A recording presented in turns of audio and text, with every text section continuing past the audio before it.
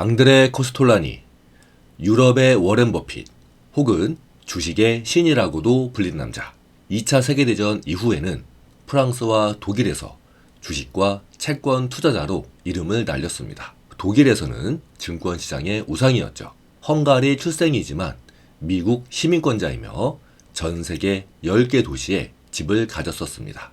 저널리스트 활동을 인정받아 프랑스에서 레지옹 도네르 훈장을 수여받은 기사입니다.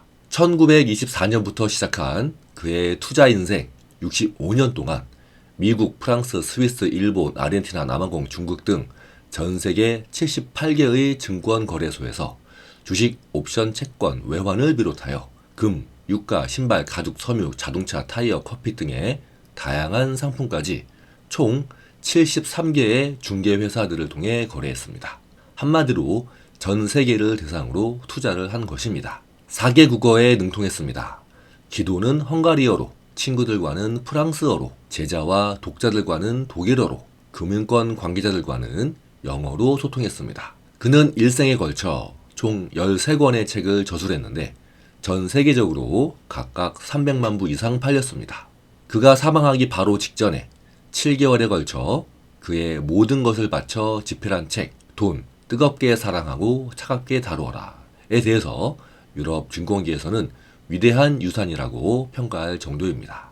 오늘 이 영상에서는 그의 책에 있는 단순한 이론보다는 앙드레 코스톨라니가 실제로 투자했던 대표적인 사례들을 하나하나 살펴봅니다. 앙드레 코스톨라니라고 해서 모든 투자에서 다 성공한 것은 아니었습니다. 때로는 전 재산을 잃었고 자살까지도 생각했습니다. 우리는 그의 성공과 실패를 통해 그의 투자 철학과 투자 전략은 물론 많은 것을 배울 수 있습니다. 이 영상을 반복해서 보면 다양한 상황에서의 실전 투자에 큰 도움이 될 것입니다. 앙드레 코스톨라니, 1906년 2월 9일 헝가리의 수도 부다페스트에서 양조회사를 운영하는 부유한 유대인 가정에서 출생했습니다. 앙드레가 아이였을 때 그의 삼촌은 항상 이렇게 말했습니다. 재산을 가장 빠르게 탕진하는 방법은 룰렛이고 재산을 가장 즐겁게 탕진하는 방법은 여자이며 재산을 가장 어리석게 탕진하는 방법은 주식 투자이다. 이 삼촌은 어느 날 앙드레를 비롯한 여러 조카들을 데리고 헝가리와 오스트리아의 국가대표 축구 경기를 보러 가기로 합니다. 하지만 이날 아침부터 비가 매우 많이 와서 아이들은 걱정을 하고 있었습니다. 결국 축구 시합은 이 비로 취소되었습니다. 반면에 삼촌은 기분이 매우 좋았습니다. 귀리 가격의 하락에 베팅을 해두었기 때문입니다. 이 비로 인해 귀리 가격은 폭락하였고 삼촌은 큰 돈을 벌었습니다. 아이였던 앙드레는 큰 실망을 했고 언젠가 상품 거래소에 복수하기로 다짐했습니다. 앙드레가 8살이던 1914년 1차 세계대전의 시발점이던 사라예보 사건이 발생합니다. 헝가리에서는 전쟁으로 인해 수입될 수 없는 품목들의 가격이 급등했습니다. 특히 포도 재배의 필수인 라피아 섬유가 인기였습니다. 그 당시 대형 은행의 견습생이던 앙드레의 형은 이미 주가가 많이 올랐음에도 불구하고 대출까지 받아가며 이와 관련한 주식들을 매수했습니다. 하지만 전쟁이 곧 끝난다는 인식이 퍼지면서 라피아의 가격도 급락하기 시작했습니다. 형은 큰 빚을 졌습니다. 아버지께 도움을 요청했지만 아버지가 거부하자 자살을 언급하고 나서야 아버지의 도움을 받을 수 있었습니다. 덕분에 앙드레가 그토록 갖고 싶었던 자전거는 포기해야만 했습니다. 전쟁이 다시 장기화되면서 라피아의 가격은 다시 상승했지만 형은 대출 때문에 이미 모든 주식을 처분한 뒤였습니다. 어린 앙드레는 이 사건을 투자에 대해 조심하라는 경고로 받아들였습니다. 시간이 흘러 헝가리에서는 주식 투자 열풍이 불었습니다. 앙드레가 속해 있던 부다페스트의 문학과 음악회라는 동아리에서는 동호회 자금으로 주식을 사자는 의견이 나왔습니다. 하필 앙드레는 앞으로 해운회사의 시대가 될 거라는 아빠의 전화통화를 엿듣게 됩니다. 이 소식을 동호회 회원들에게 전했고 결국 동호회는 동호회 자금으로 오세아닉이라는 해운회사의 주식을 샀습니다. 하지만 며칠 뒤 새로 부임한 재무장관이 인플레이션과의 전쟁을 선포하자 주가는 급락하기 시작했습니다. 앙드레는 사촌 여동생을 꼬드겨 그녀의 적금을 해약함으로써 이 위기를 넘겼습니다. 피아니스트로서의 꿈을 꾸고 있던 어느 날, 앙드레의 부모님은 아빠의 친구가 있는 프랑스 파리로 휴가를 떠납니다. 아빠의 친구는 무슈 알렉산더라는 사람으로 아빠와 함께 부다페스트에서 함께 공부한 친구였는데, 그 당시에 파리에서 수백만 달러를 보유한 자산가이자 파리 증권거래소의 중개인이었습니다. 아들인 앙드레가 부다페스트 대학교에서 철학과 미술사를 공부한다고 아빠가 말하자, 그 친구는 시인이 되기 위해 그런 공부를 한다고? 그 애를 파리로 보내. 내가 한 가지 투자 방법을 알려줄게. 라며 앙드레를 파리로 보낼 것을 요청하였습니다.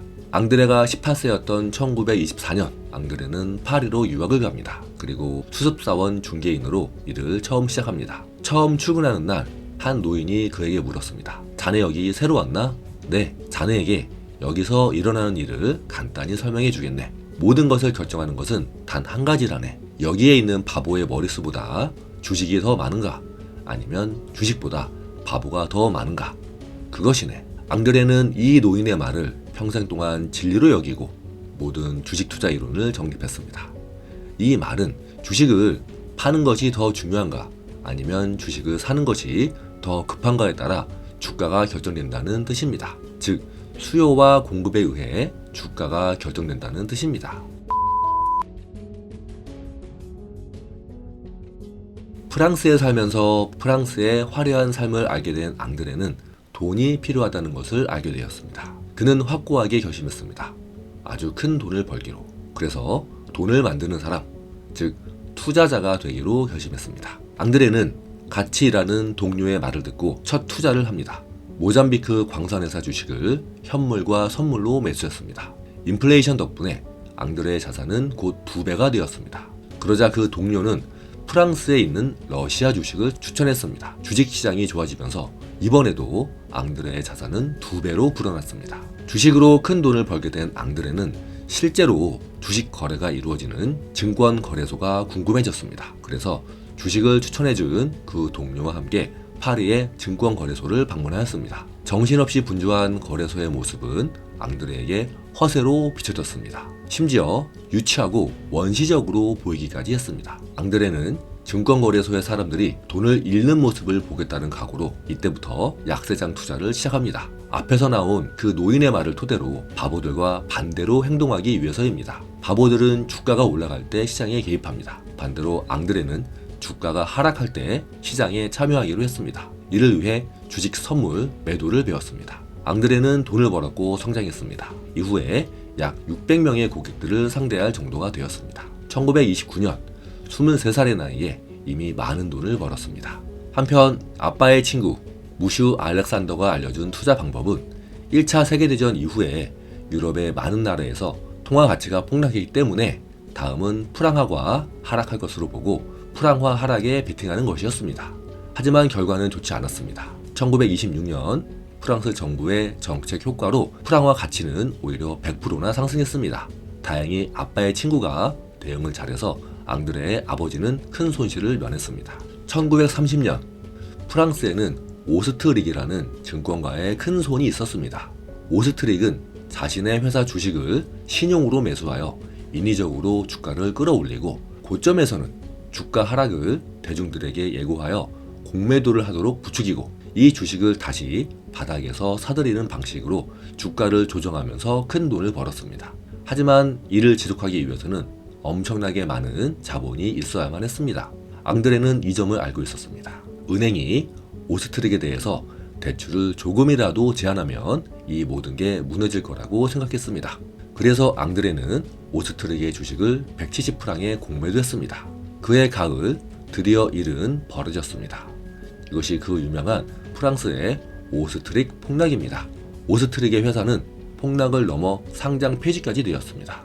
동시에 15개의 증권회사도 같이 파산했습니다. 앙드레는 3달러의 주식을 되사서 공매도를 청산함으로써 막대한 돈을 벌었습니다. 1932년 당시의 크로이건은 많은 유럽 국가에서 성냥 시장을 독점하고 있는 성냥회사였습니다. 이 회사는 미국, 영국, 프랑스 등 돈이 많은 나라로부터 돈을 빌리고 이 돈으로 경제적으로 어려운 유럽 국가들, 독일, 헝가리, 루마니아, 폴란드 등에게 돈을 빌려주면서 그 나라의 성냥사업 독점권을 얻어낸 것이었습니다. 크로이거는 동시에 수십억 단위의 대형 사업을 진행하고 있었습니다. 앙드레는 여러 가지 징후를 통해 크로이거로부터 돈을 빌린 헝가리와 바이마르 공화국이 돈을 갚지 못할 거라고 확신했습니다. 그래서 1932년 앙드레는 크로이거의 주식을 대량으로 공매도 합니다. 크로이거 주식은 천천히 하락했습니다. 그리고 마침내 독일, 루마니아, 헝가리를 비롯한 모든 채무국들이 이자 지급과 원금 상환을 갑자기 중단합니다. 크로이거의 주가는 가파르게 하락했습니다. 그리고 전 세계 언론이 이 성냥회사의 대표를 비난했습니다. 결국 크로이거의 회사 대표는 1932년 3월 12일 52세의 나이로 스스로 생을 마감했습니다. 그리고 이 회사의 주식은 더더욱 하락했습니다. 앙드레는 엄청난 이익을 보았습니다. 동시에 그의 죽음에 도덕적인 책임을 느끼면서 본인의 영혼에 큰 상처를 입었습니다. 앙드레는 이 사건 이후로 다른 사람의 고통 없이 다른 사람들과 함께 즐길 수 있는 강세장 투자로 전환하였습니다. 1933년 독일 총선에서 히틀러와 국가사회당이 압도적으로 이겼습니다. 이 소식을 알게 된 앙드레는 히틀러가 또 무슨 일을 꾸밀 거라고 생각하고 위기를 느끼며 파리에서 공매도를 했습니다. 하지만 프랑스 주식시장에서는 일부 작전 세력들이 계속 주가를 올리고 있던 상황이라 독일의 상황에 크게 개의치 않았습니다. 독일과 프랑스가 무슨 관계가 있어? 하지만 프랑스의 투자자들은 곧 히틀러의 존재에 대해 경각심을 갖게 되었고 결국 프랑스 주식은 폭락을 하였습니다. 1933년 옥수수와 베이컨의 가격이 이상하게 형성되었습니다. 원래 옥수수와 베이컨 가격 사이에는 제조 단계의 연관성으로 인해 일정한 가격 차이가 유지되었었습니다. 그런데 어느 날 옥수수의 가격이 평소보다 더 낮아졌고 베이컨은 평소보다 더 높은 가격에 형성된 겁니다. 앙드레를 비롯한 많은 사람들은 옥수수의 가격이 결국 다시 올라가고 베이컨의 가격은 다시 하락해서 곧 가격이 정상화될 것으로 예상하였습니다. 그래서 옥수수를 매수하고 베이컨을 공매도했습니다. 너무나도 쉬운 투자였죠. 하지만 이 가격 이상은 미국에서의 새로운 경제 정책 때문에 발생한 것이었습니다. 이 정책으로 인해 옥수수 가격은 계속 하락했고 베이컨 가격은 계속 상승했습니다. 앙드레는 비참한 결과를 맞이하였습니다. 1934년 앙드레가 관리하던 고객 중에 지그누어라는 사람이 있었습니다. 그는 프랑스의 유명한 자동차 회사 시트로엥의 CEO인 시트로엥의 장인이었습니다. 그 당시 자동차 회사 시트로엥은 1930년에 8만 대 이상 판매하며 기존의 자동차 회사 르노, 푸조보다 더 많은 판매량을 기록할 정도로 자동차 산업에 새로운 트렌드를 만들고 있던 회사였습니다. 지그누어가 시트로엥 주식을 계속 사고 있었고 또 시트로엥의 주식이 빠르지는 않더라도 계속 상승하는 보고는 앙드레는 지그누어가 내부자 정보를 알고 있다고 생각했습니다. 게다가 시트로엥은 배당금도 착실히 지급하고 있었습니다. 그래서 앙드레는 가지고 있는 전 재산을 시트로엥 주식에 투자했습니다. 나중에 한 일이지만 시트로엥의 CEO는 최근에 도박을 좋아하기 시작했습니다. 주말마다 바카라 게임을 했습니다. 그의 부인이 온갖 시도를 하며 그를 도박으로부터 벗어나게 하려 했지만 불가능했습니다. 시트로엥의 CEO에게 돈을 빌려준 은행은 그가 도박에 중독되었다는 사실을 알고는 갑자기 시트로엥에 대한 대출을 중단시켰습니다. 그러자 시트로엥 회사에 위기가 왔습니다. 앙드레가 시트로엥의 주식을 매수한 지 6개월 만에 시트로엥은 파산했습니다. 시트로엥의 CEO는 다음 해에 사망했습니다. 1934년 앙드레는 프랑세즈 드 페트롤이라는 회사의 주식을 아주 많이 가지고 있었습니다. 앙드레의 한 친구는 얼마 전에 그 회사 사장과 같이 점심을 먹었는데 그 사장이 자신의 회사 주식이 너무 높다고 말했습니다. 친구는 이 사실을 바로 앙드레에게 전해주었습니다. 앙드레는 다음날 개장하자마자 이 회사 주식을 모두 팔았습니다. 그리고 이 회사 주식이 상승하자 공매도까지 했습니다. 하지만 이 주식은 앙드레가 팔던 시점보다 6배나 더 상승했습니다. 앙드레는 큰 손실을 입었습니다. 1934년 앙드레는 세인트 모리츠에 있는 팰리스 호텔에 머물렀습니다. 같은 시기에 유럽 최강의 재력가이자 멘델스존 은행의 은행장인 만하이머 박사 역시 이 팰리스 호텔에 머물고 있었습니다. 그래서였는지 호텔 직원이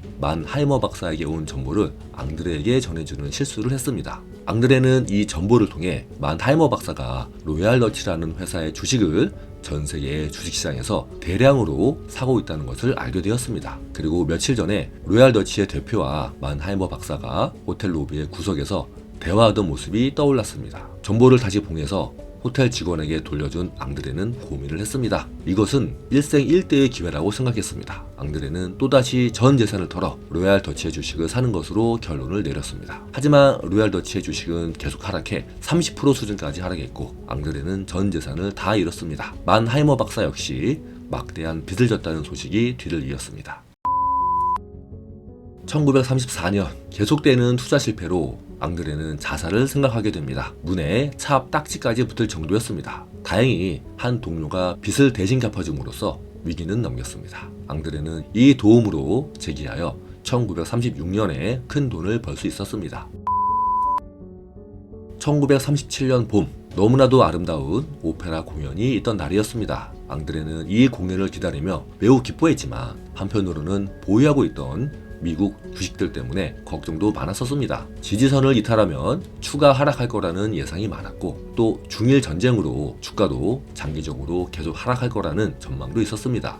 앙드레는 이날 보유한 주식들 때문에 오페라를 제대로 감상하지 못할 거라는 생각이 들었습니다. 예술과 음악에 몰두하는데 방해가 된다면 주식이며 돈이 무슨 소용인가? 앙드레는 오페라를 보러 가기 전에 모든 주식을 다 매도하고 느긋하게 오페라를 즐겼습니다. 천만다행으로 며칠 뒤 그 주식들은 폭락했습니다. 1941년 2차 세계대전이 한창이었습니다. 독일이 프랑스를 점령하자 앙드레는 전 재산을 처분하고 미국으로 건너왔습니다. 35세의 나이였지만 충분히 돈이 많이 있었고 이자로만 생활이 가능할 정도여서 은퇴를 했습니다. 하지만 미국 생활이 너무 지루해서 곧 우울증을 얻었습니다. 이를 극복하기 위해 그는 골드만삭스에서 일하기 위해서 지원했습니다. 인터뷰에서 그는 이미 충분한 돈이 있기 때문에 월급은 필요 없으며 골드만삭스의 국제자본시장에서 일하고 싶다고 말했습니다. 야망 있는 젊은이를 원하던 골드만삭스는 그를 탈락시켰습니다. 같은 해 1941년 미국이 2차 세계대전에 참전할 분위기가 되자 앙드레는 전쟁으로 인해 원자재 가격의 상승을 예상하고 상품 투자를 결정했습니다. 특히 전쟁으로 인해 미국으로의 수입이 어려워지는 품목들로 선택했습니다. 고무, 견직물, 후추, 양모입니다. 하지만 이론과 현실은 달랐습니다. 미국 정부가 개입하여 고무와 견직물의 시세를 낮게 유지시켰고 군수품을 운반하던 대형 화물선은 돌아오는 길에 엄청난 양의 양모를 싣고 돌아와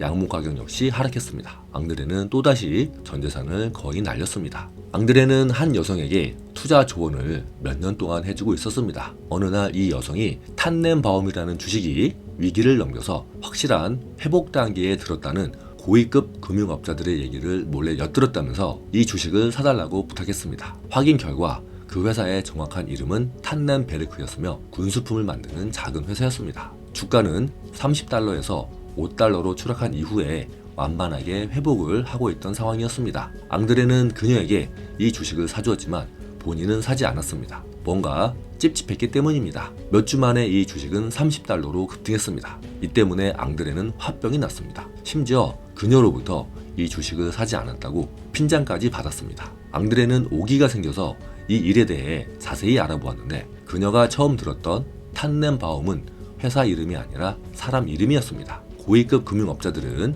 탄넨바움이라는 사람이 건강의 위기를 넘겨서 회복하고 있다는 이야기를 한 것이었습니다. 1947년 프랑스에서는 2차 세계대전 전에 발행된 액면가 1000프랑의 독일 채권이 250프랑에 거래되고 있었습니다. 독일은 전쟁 이후에 외환 보유고가 거의 비어 있어서 독일이 그 채권을 상환할 거라는 기대가 매우 적었기 때문입니다. 또 일부 국가는 독일을 매우 싫어해서 독일 채권을 사려고 하지도 않았습니다. 앙드레는 몇 년 뒤에 유럽이 다시 부흥할 것이며 독일이 다시 재건하여 이 채권을 상환할 것으로 확신했습니다. 그래서 이 독일 채권들을 매수했습니다. 대출 한도가 되는 데까지 대출을 다 받아서 독일의 채권을 샀습니다. 그리고 독일뿐만 아니라 노르웨이, 덴마크, 프랑스 등 가격이 바닥까지 하락해 있는 유럽 국가의 채권에 앙드레는 모든 재산을 투자했습니다. 독일과 유럽의 미래에 투자한 것입니다. 히틀러의 뒤를 이은 독일의 총리는 5년 뒤 런던 채무조약에서 독일이 예전에 발행한 채권들에 대해 원금과 지난 5년간의 이자를 지불하기로 국제사회에서 합의합니다. 독일 총리는 이 합의를 독일 내 의회에서 통과시키려 했습니다. 하지만 히틀러가 속해 있던 사회민주당은 여기에 대해 크게 반대했습니다. 앙드레는 이 채권 때문에 매일같이 불안했습니다. 워낙 큰 규모로 투자를 한 데다 대출까지 받은 상황이기 때문입니다. 독일 총리의 건강에 문제가 생겨서 의회 통과가 안 되면 어쩌나 하고 걱정할 정도였습니다. 다행히 일이 잘 풀리면서 앙드레가 보유한 독일 채권의 가격은 폭등했습니다. 앙드레는 250프랑에 산 이 채권들을 35,000프랑에 팔면서 그의 투자 인생에서 가장 큰 수익률을 거두었습니다. 1948년 미국 대통령 선거에서는 토마스 드웨이와 해리 트루먼이 경쟁하고 있었습니다. 당시 여론조사에서는 드웨이가 25대 1로 압도적으로 이기고 있었습니다. 아쉽게도 당시에 앙드레는 미국이 없어서 드웨이에게 배팅을 할 수 없었습니다. 하지만 미국에 있었다면 분명히 드웨이에게 걸었을 것입니다. 하지만 선거 결과는 모두의 예상을 뒤엎고 트루먼의 당선이었습니다. 1950년 앙드레는 전쟁이 끝나자 미국에서 이탈리아로 돌아왔습니다. 전쟁 직후임에도 불구하고 밀라노에서는 면, 모, 비단 등의 섬유 산업이 호황을 누리게 되었고 이를 바탕으로 밀라노의 주식시장 역시 매우 좋은 상황이었기 때문입니다. 밀라노는 미국으로부터 원재료를 지원받아 이를 가공하여 미국과 유럽에 수출하는 임가공 방식을 취하고 있었습니다. 밀라노의 주식을 사려고 했지만 앙드레의 친구가 너무 많이 오른 상태라며 말렸습니다. 몇 주 뒤에 앙드레는 미국의 대형 자동차 회사가 이탈리아의 자동차 회사인 피아트와 계약을 한다는 신문기사를 보았습니다. 매년 10만 대의 자동차를 피아트가 임가공의 형태로 생산한다는 것이었습니다. 앙드레는 섬유 다음은 자동차가 될 것으로 생각했습니다. 그리고 이탈리아 정부가 전쟁 이전에 호황이었던 이탈리아의 자동차 산업을 다시 발전시킬 것이라고 생각했습니다. 그래서 그는 파산 직전에 이탈리아 자동차 주식인 이소타를 150리라에 매수했습니다. 이소타는 전쟁 전에 유명한 영화배우와 갑부들이 타는 초호화 리무진을 만들던 회사였습니다. 몇 달이 지나자 이소타의 주식은 450리라가 되었습니다. 앙드레는 이소타 주식을 팔기는커녕 450리라에 더 샀습니다. 외국인 투자자들이 이소타를 인수할 것으로 밝혀지면서 주가는 1900리라까지 올라갔습니다. 1950년대 중반 미국 증시는 새로 등장한 전자산업에 힘입어 상승세를 타고 있었습니다. 앙드레는 전자산업의 환상에 빠져들어 모든 돈을 털어 전자산업의 주식들을 매수했습니다. 그것도 모자라 신용으로 전자산업의 주식을 더 샀습니다. 그리고 이번에는 대출까지 받아서 전자산업의 주식을 더 샀습니다. 대통령 선거를 앞둔 1955년의 어느 날 갑자기 미국의 아이젠하워 대통령이 심장 발작을 일으켰습니다. 아이젠하워가 대통령 선거에 출마할 수 없다고 여긴 월스트리트는 다음날 미국 주식시장에서 모든 주식을 10에서 20%나 하락시켰습니다. 앙드레는 신용과 대출로 주식을 샀기 때문에 증거금을 유지하기 위해 많은 주식을 팔아야만 했습니다. 며칠 후 아이젠하워 대통령은 건강을 회복했습니다. 그가 대통령 선거에 다시 출마할 수 있을 거라는 기대감에 주식시장은 회복되기 시작했습니다. 그리고 그 이전보다 주가는 더 상승하더니 1956년에는 엄청난 상승을 보여주었습니다. 앙드레가 팔아치운 한 주식은 10배나 올랐습니다.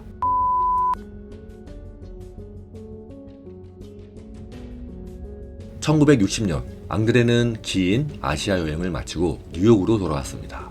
그 사이에 미국의 통신회사 AT&T에 고작 $8의 전화 요금을 납부하지 못해 전화가 끊겨 있었습니다. 전화국에 전화하였으나 요금 미납으로 인해 신용이 하락했으니 $200의 보증금을 내야 하며 전화는 2주 뒤에야 연결된다는 말을 들었습니다. 전화가 없으면 주식 주문을 할 수 없었기에 앙드레는 모욕감을 느꼈습니다. 상원 의원들과 이 문제를 논의해보겠다고 말하자 그 직원은 180도 달라졌습니다. 보증금은 안 내도 되며 다음날 아침에 즉시 기술자를 보내 전화선을 연결해 주었습니다. 이 일이 있은 후로 앙드레는 AT&T의 주식을 사지 않았습니다. 1960년 우울증 치료를 받던 한 교수의 권유로 글을 쓰기 시작했고 헨리 고버트라는 출판사에서 이것이 증권시장이다 라는 제목으로 발간되었습니다. 프랑스어로 쓰여진 이 책은 앙드레의 첫 번째 저서인데 7개 언어로 번역되었습니다. 이것을 계기로 다양한 언론의 칼럼니스트 활동을 시작하였습니다. 1961년 그는 TV에서 미국의 한 대형 증권회사의 채용 광고를 보았습니다. 30일만 연수를 마치면 바로 고객들의 투자를 관리할 수 있다는 광고였습니다. 그때는 증권 붐에 힘입어 주식시장이 매일 신고가를 기록하고 있었기에 주식 중개인의 숫자가 절대적으로 부족한 상황이었습니다. 본인이 충분한 자격이 있다고 생각한 앙드레는 이 회사에 모든 것을 바치기로 하고 채용 지원을 했습니다. 면접에서 본인의 이론적 지식과 주식 투자 철학을 얘기하면 면접관들이 깜짝 놀랄 모습을 상상하며 즐거워하기까지 했습니다. 하지만 대면 면접이 아닌 질문지 작성으로 채용 면접이 진행되었습니다. 그리고 앙드레는 탈락했습니다. 이유는 업무 경험 부족. 회사는 고객들의 주식 투자를 부추겨서 수수료를 많이 발생시키는 직원을 원했습니다. 1962년 프랑스로 돌아간 앙드레는 또다시 전 재산을 털어 프랑스 주식을 샀습니다. 과거와 한 가지 다른 점이 있다면 신용으로 주식을 사서 크게 손해본 경험이 있기 때문에 이번에는 본인이 보유한 현금으로만 주식을 샀다는 것입니다. 이후에 프랑스 국민들이 놀랄 만한 사건이 터졌습니다. 당시에 프랑스는 알제리에서 전쟁을 치르고 있었는데 알제리에 있던 4명의 프랑스 장군이 프랑스 대통령에게 반란을 일으킨 것이었습니다. 프랑스 국민들은 충격에 빠졌고 다음날 열린 주식시장 역시 혼돈이었습니다. 앙드레는 하락하는 주식을 보기 싫어서 증권회사의 객장에 가지 않고 단골 식당으로 가서 맛있는 점심 식사를 즐겼습니다. 그는 이 반란 사태가 곧 해결될 것으로 생각했기 때문입니다. 그날 저녁 프랑스 대통령은 대국민 호소를 했고 알제리의 장군 4명은 바로 항복했습니다. 주식시장은 아무 일도 없던 것처럼 바로 일상을 회복했습니다. 신용으로 주식을 사지 않고 현금으로만 샀기 때문에 가능한 일이었습니다. 1974년 40년 이상의 투자 경험을 활용하여 사람들에게 도움을 주기 위해 독일의 뮌헨에서 조인트 벤처라는 이름의 증권 세미나를 열었습니다. 하지만 그 당시에는 석유값이 4배나 오르면서 인플레이션 우려로 다우지수가 580까지 하락했고 아직도 추가 폭락에 대한 우려가 있어서 첫 세미나의 참석자는 30명도 안 되었습니다. 앙드레는 이제 서서히 주식을 살 때입니다 라고 이 세미나에서 말했는데 실제로 2달 뒤에 주가가 상승하여 다우지수가 1000포인트가 되었습니다. 이로 인해 이 세미나는 유명해져서 매해마다 300명 이상이 참석하였고 100회 이상 진행되었습니다. 참석자의 대부분이 젊은 사람들이었다고 합니다. 이 세미나의 내용과 세미나에서 나온 질문들을 정리하여 1986년에 책으로 출판되었고 바로 베스트셀러가 되었습니다. 이 책을 따라하여 많은 사람들이 큰 돈을 벌었기 때문입니다. 이 책은 우리나라에서 호스톨라니 투자 총서 실전 투자 강의라는 이름으로 출판되었습니다. 그 이후에도 15,000명이 참석한 세미나를 100회 이상 진행했고 유명한 투자은행이나 기업체들에서 강의를 했으며 TV에서도 주식 강좌를 진행했습니다. 1970년대 말 세계에서 세 번째로 큰 자동차 회사인 크라이슬러가 파산 위기에 몰렸습니다. 주가는 $50에서 $3로 하락한 상태였습니다. 앙드레는 크라이슬러의 주식을 샀습니다. 브로커가 크라이슬러는 곧 망할 거니까 빨리 팔라고 했지만 앙드레는 한 귀로 듣고 한 귀로 흘렸습니다. 미국 정부가 크라이슬러의 파산을 보고만 있지는 않을 거라고 확신했고 또 자동차 수요가 급증한 것으로 예상했기 때문입니다. 또한 크라이슬러의 새로운 CEO를 믿었습니다. 앙드레의 예상대로 크라이슬러의 새로운 CEO는 1979년에 내부 구조 조정을 하고 새로운 자동차 모델을 출시했습니다. 크라이슬러의 주가는 폭등했습니다. 이후에 액면 분할을 하고 다임러와 합병까지 하자 $150까지 상승했습니다. $3에 산 크라이슬러의 주식을 $105에 팔아서 큰 수확을 거두었습니다.